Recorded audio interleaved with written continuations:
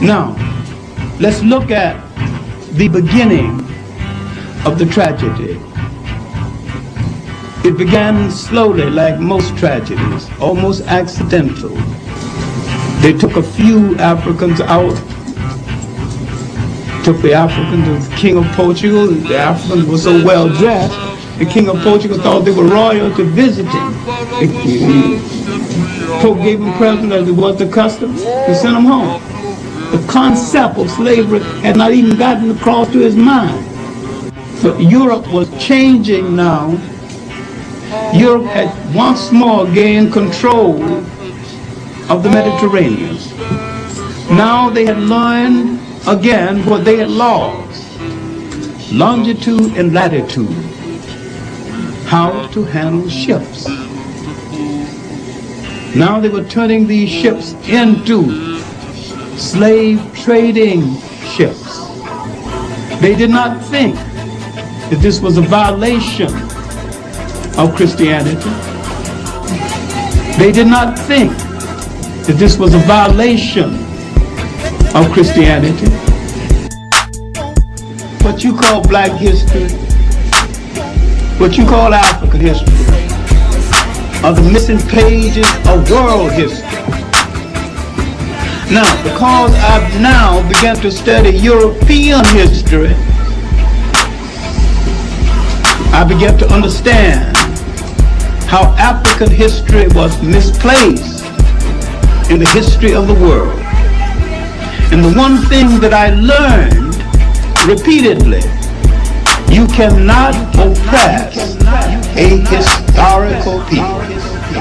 And once a people understand the nature of their role in history, they will not permit themselves to be oppressed.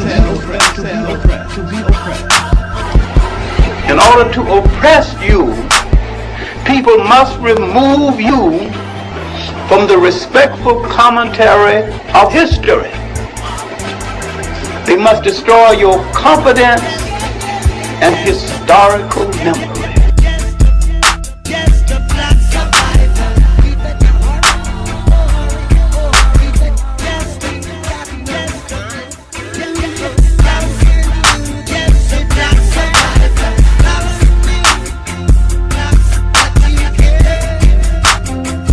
They must destroy your confidence and historical memory.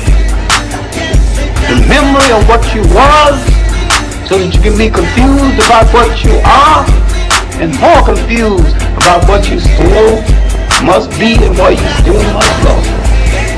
In essence, this is what happened to us.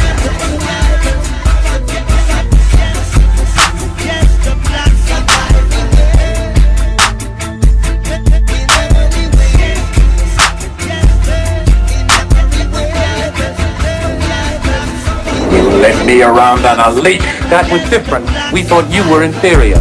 Now you know better. Now you know better. Now you know We, who are still technically slaves, never sit down and discuss with each other behind a closed door. What are we going to do once we become free? We don't talk about it. First, you got to acknowledge the fact you're a slave. So, okay, now what are we going to do about it? Once we throw it off, then how are we going to act?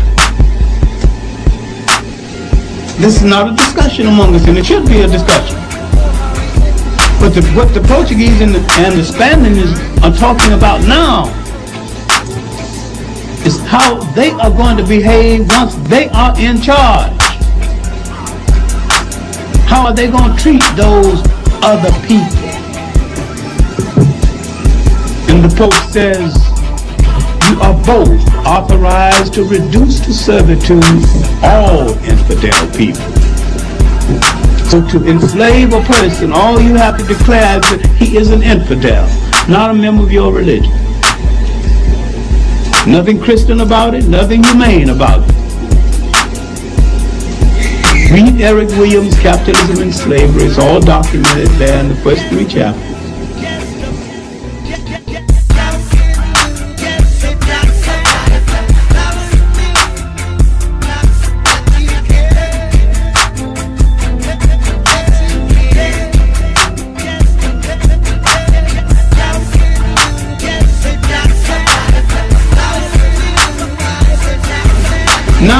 European is coming out of his mind. He has no sentimental attachment to himself. He has no sentimental attachment to the rest of the world. He is hiding behind the cloak of Christianity, though he was not a Christian then, and he's not a Christian now, and he is mentally and totally incapable of being one. Now, in East Africa, the Arabs have already disgraced Islam. They had started a slave trade 600 years before the Europeans. Now, this is bigger than my skimpy explanation, because every ally we ever had has turned on us when it was his or her convenient to do so, left or right, and there is no exception. And there is no exception. And there is no exception.